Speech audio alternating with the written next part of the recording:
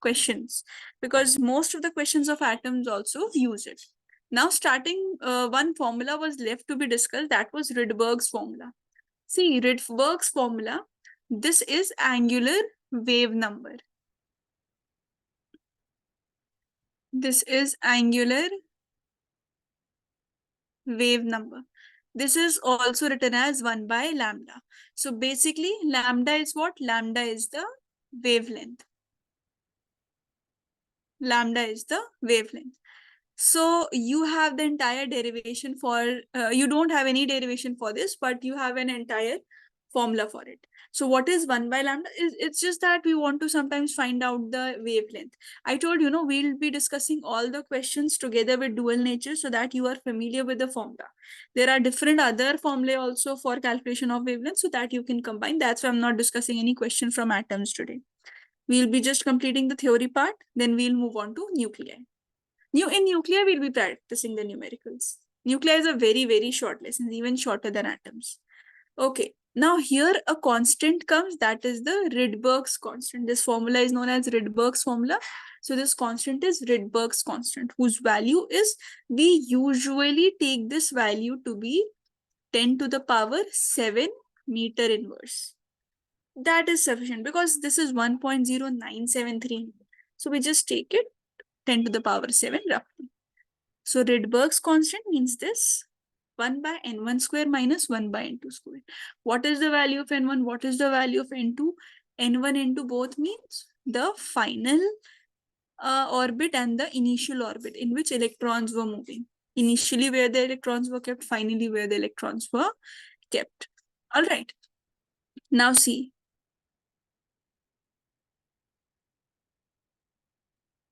Just a second.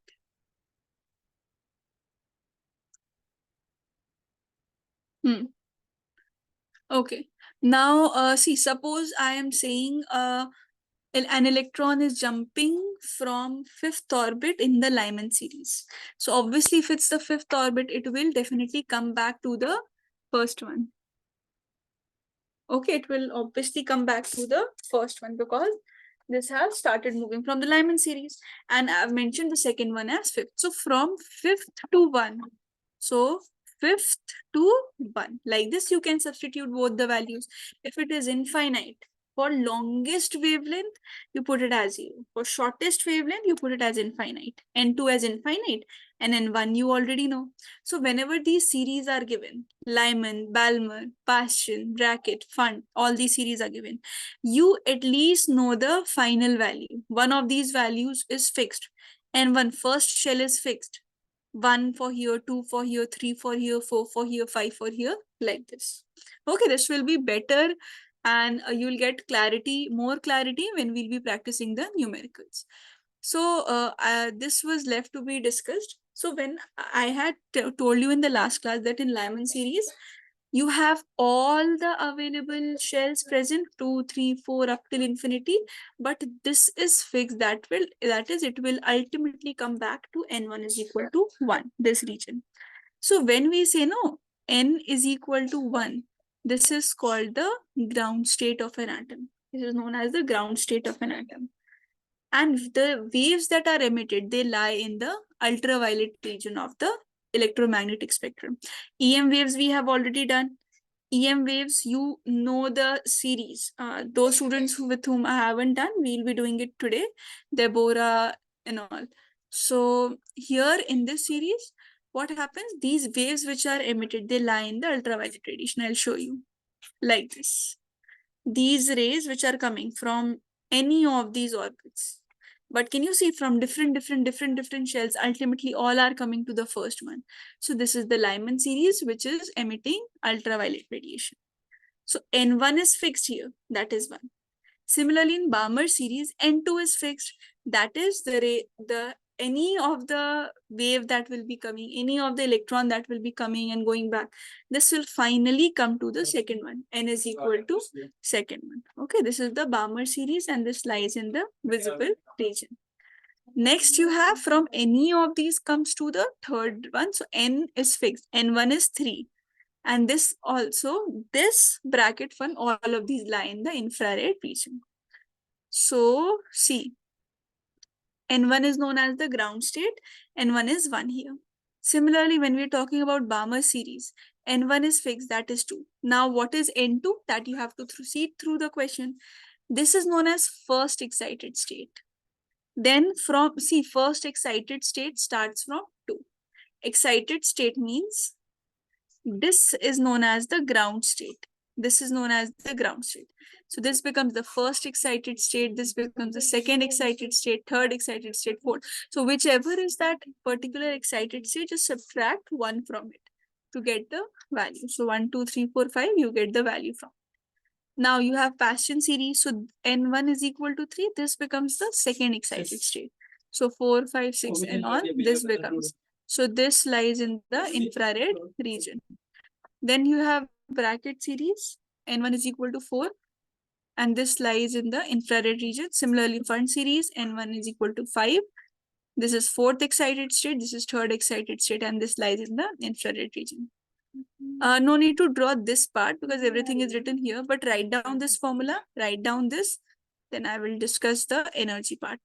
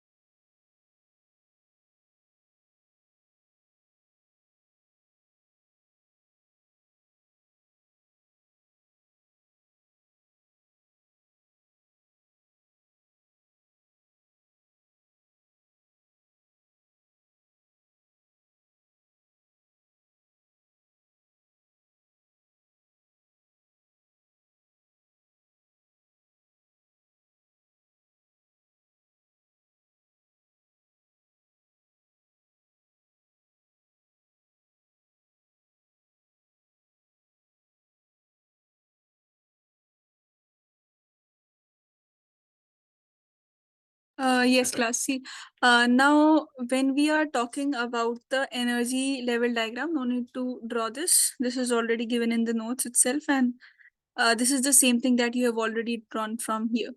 It's just that I wanted to discuss the energies levels we had.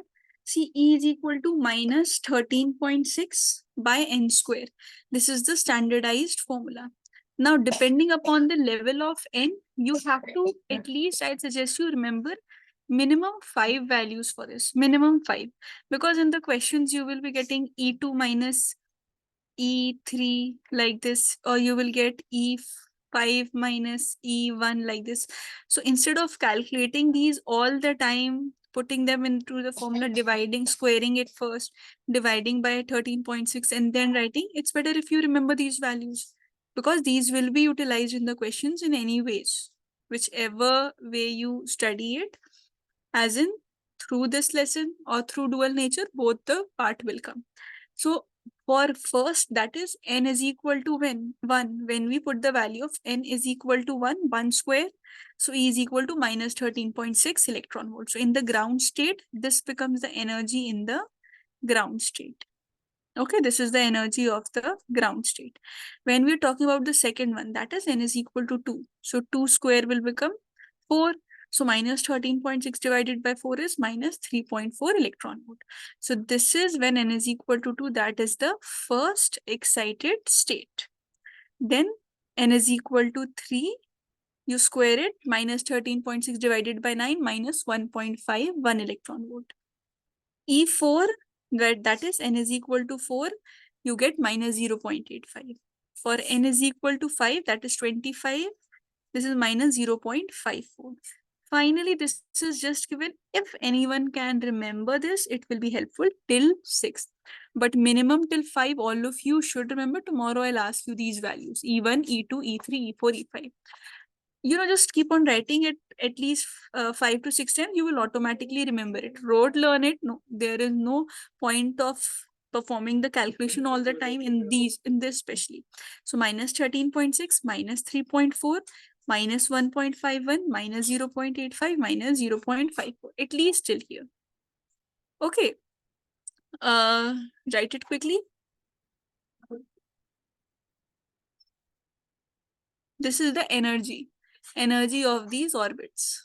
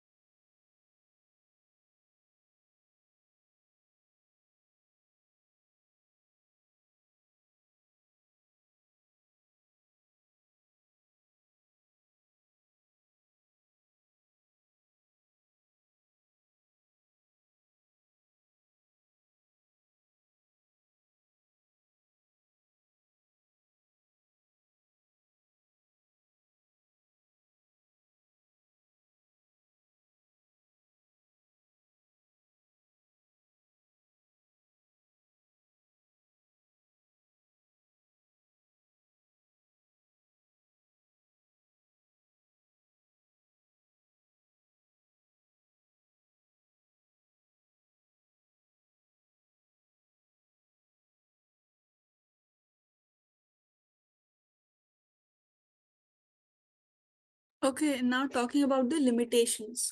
Limitations of all these Bohr models that we were studying. So, see, first limitation that I have just written these words here. Everything is already mentioned in your notes, which I have sent you on WhatsApp. So, that's why I'm not writing everything in detail, just words I'm writing. The definitions and everything is not here. It's just that when you will be reading the notes, you will understand what all things are written. So, first limitation is hydrogen. This means this is valid for single electron species, or you can say odd electrons, hydrogen atom, like these. So what about other elements? What about the other elements which are present, which are not having a single electron? Then Bohr's laws, Bohr's postulates, these are invalid over there. Then spectral lines all have different frequencies. In the sense, if I'm having this figure, right, I'm having all the spectral lines. These are lying in the infrared, these are having their different frequency. Visible ray is having a different frequency, ultraviolet is having a different frequency. You all have the electromagnetic spectrum with you. In the electromagnetic spectrum, those who do not have, today you will know about the electromagnetic spectrum. All these have different frequencies, different wavelength. So there is no uniformity. It lacks uniformity, right? Because we are depending upon a quantity which is further having different types of frequencies, right? So these are the spectral lines. Third is that truly all these orbits are considered to be circular orbits, right? What about the elliptical orbits? What about the elliptical orbits? Those aren't considered. We are just talking about the circular orbits. If an orbit is circular, well and good. If not, then there is no rule for it. Then, in actual, you have elliptical orbits present, not circular. Then electrons have wave properties as well. Electrons are not just particles that will be having only particle property. Two properties are exhibited by electron. That's why we say there is a dual nature of electron in atomic behavior. So one is the wave property, one is the particle property. So what about this? We are only focusing on one type of property. That is also lacking, right? And the last one is that, see, the effect of magnetic field on an atom. See, a nucleus is drawn, all these are present. What is the effect of magnetic field on this? Because we have already studied in the first book electromagnetism. So you know electric field has an effect on the entire electrostatics concept. You know that magnetic field also further has an entire concept in electromagnetism. So if these phenomena were already existing, see, before ray optics, before we started with ray optics, continuously we had been using the terms magnetic field here, electric field applied there, like this, like that. We had been using that, right? So what about the magnetic field that will be existing over here? What about this magnetic field? So the effect of magnetic field over an atom is known as Zeeman effect, and Bohr never talked about it. What about the Zeeman effect, right? Similarly, when the atom was made,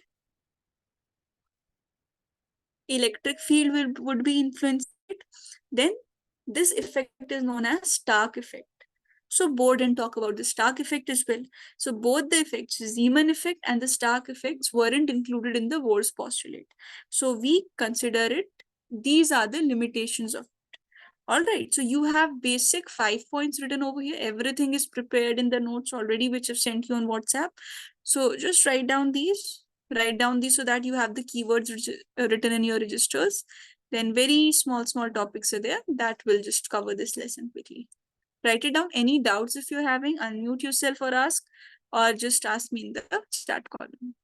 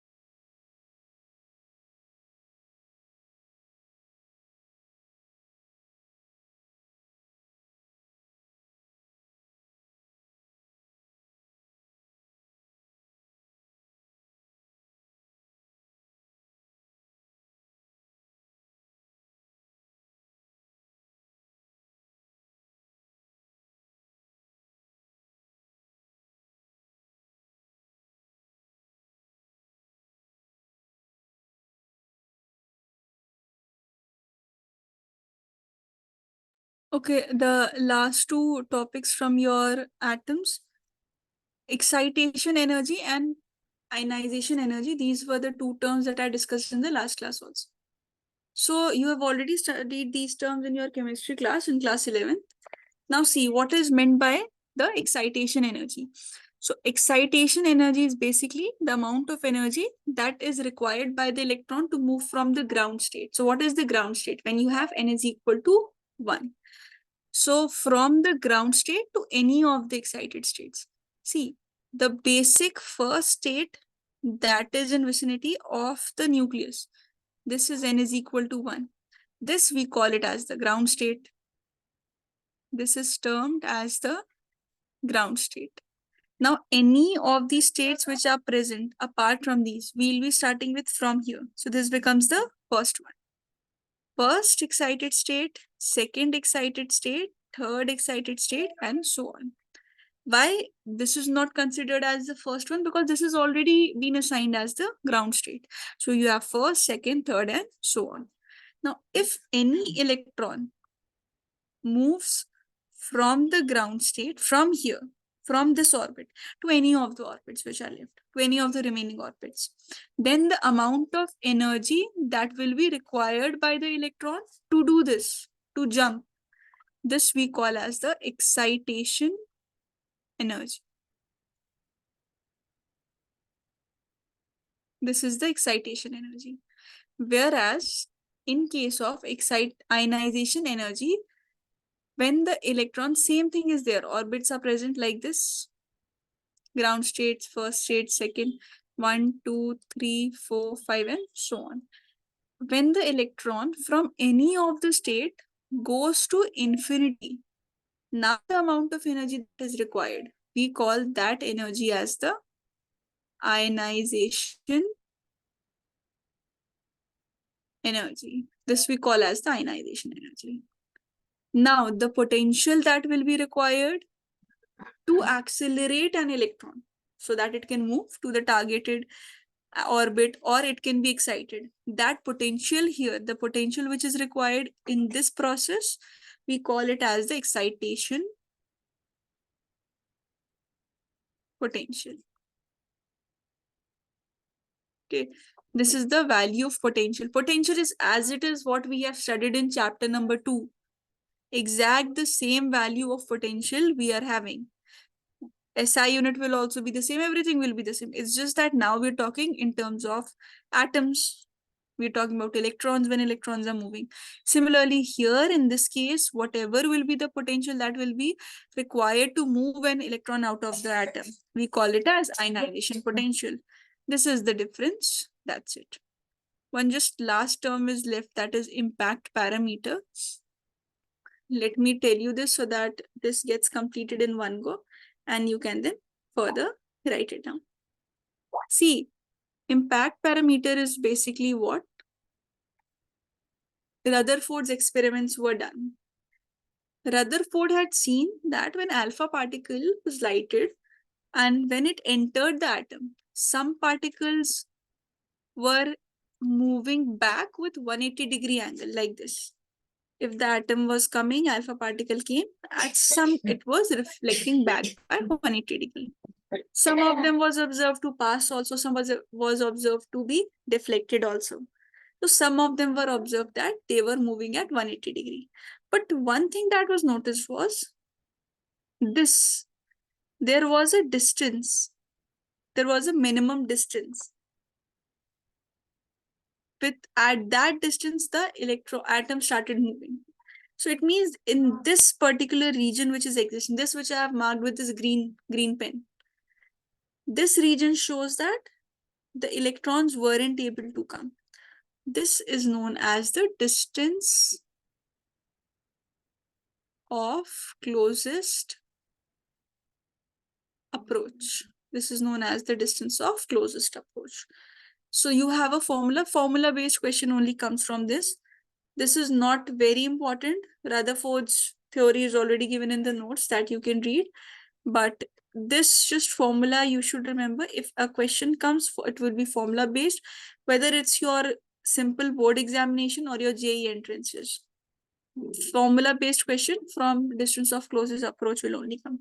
So this is the formula of closest approach. We mark it with the symbol R. See, one thing I told you before telling about this, that some of the atoms get deflected also. Right? It's not necessary that every atom will be deflected by 180-degree. Every atom will pass through it. I have told you that a certain chance is present. Suppose this is the nucleus. This is the nucleus of the atom.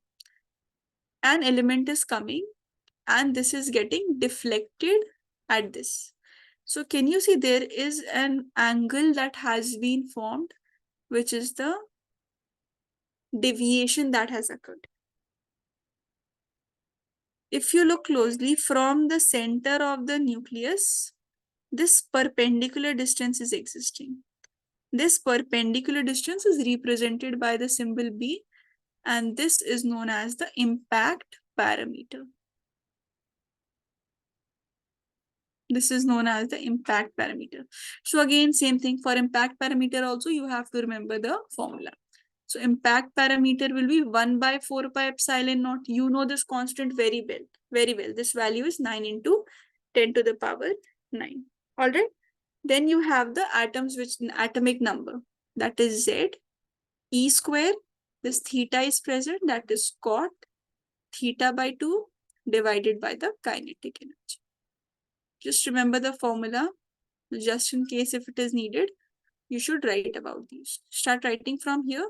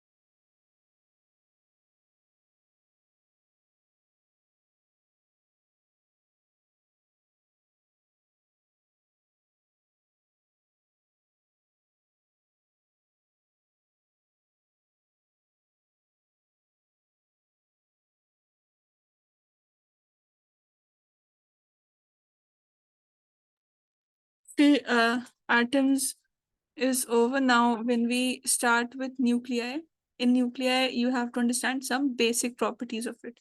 So when we talk about the central nucleus part, just focusing on this nucleus part, this is made up of protons and neutrons, in which the electrons are revolving in its respective shell. So protons plus neutrons together is known as nucleons. Then the number of protons is known as the atomic number, which is Z, which we used in the last lesson as well. Number of protons and neutrons, that is the number of nucleons. This is basically the number of nucleons that are present. This is taken as A. So see, number of protons, this is written as Z. Number of electrons and protons are same. So electrons is also written as Z. Number of nucleons, that is mass number.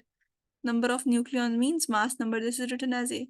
So what is number of neutron? See, proton plus neutron is equal to nucleons.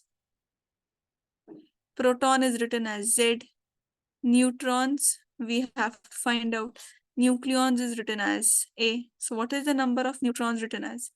A minus Z. So from here we write it as A minus Z. And how is a symbol represented? An atom is represented like this. On the top corner of it, you write the number of nucleons, that is the mass number. And on the lower corner of it, you write the atomic number. This is the mass number, this is the atomic number. Like any element, if you take, you write it in this manner only. Chlorine, you take 37 or 35 or 17 like this, you write. If you write 35 here, you write 17 like this. These are the examples how you write it, how an atom is written. Now coming to isotopes, what is meant by isotopes? Isotopes mean Z is same, A is different. Z means atomic number is same. Like when we talk about the isotopes of hydrogen, protium, deuterium, tritium, see 1, 1, 1. This is same in all of them. Z, that is Z is same here 1, but A is different. In 1 it's 1, in second it's 2, in tritium it's 3. Second you have isobars. In isobar it's just the reciprocal of iso. When we talk isotopes, it's just the reciprocal of it. Here you have the same value of these. Look, chlorine 37, sulfur 37, these are the same over here. These are different, 17. That is the atomic number is different, but mass number is same. Atomic number is different, mass number is same. Now see, the next one is isotones. In isotones, number of neutrons will be same. That is A minus Z. See, chlorine 37, 17, potassium 39, 19. If you calculate A minus Z, that is the number of neutrons. 37 minus 17 is 20. If you write it A minus Z, that is 39 minus 19, which is 20. So A minus Z will be the same. Isomers are known as molecules which have the same A, same Z, but just chemistry or organization is different. All right, different energy states. Fine. So these are about it. Write it down from here.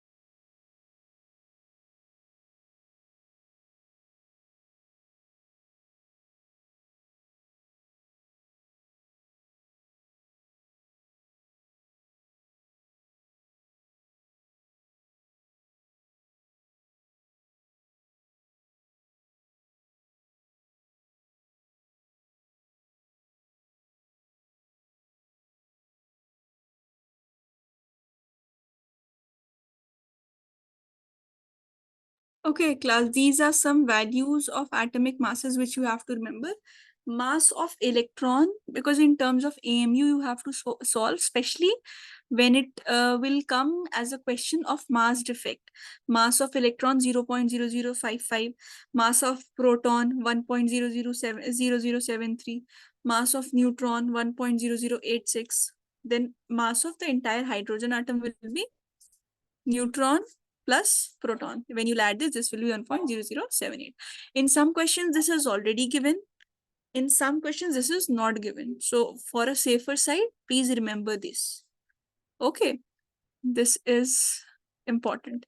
One more thing, one very small thing. The nucleus is a very, very short lesson. Earlier, it had a little content even. Now, radioactivity, since it's deleted, so the content has already reduced. See, basically nucleus size says, this concept says, the volume of the nucleus. This is directly proportional to the mass number. This is the entire concept. What is the volume of the nucleus? 4 by 3 pi r cube. Volume of any spherical mass. This is 4 by 3 pi r cube. This is directly proportional to A, that is the mass number. Forget all the constants. Can you see r cube is directly proportional to A? So R is directly proportional to A to the power 1 by 3, right? So R is equal to R naught, which is the constant that will come, A to the power 1 by 3. Understood? What is meant by R? R is the radius of the nucleus. A is what? A is the mass number. What is R naught? This R naught is the constant, which is 1.2 into 10 to the power minus 15 meters. Please remember this. This value also you have to remember. And this is almost equal to 1.2 Fermi meter. So no atomic mass is present. Can you notice no atomic mass is present? Mass number is there. So do not write it as Z. It's a very small but an important derivation regarding this. All right, class. Write it down from here.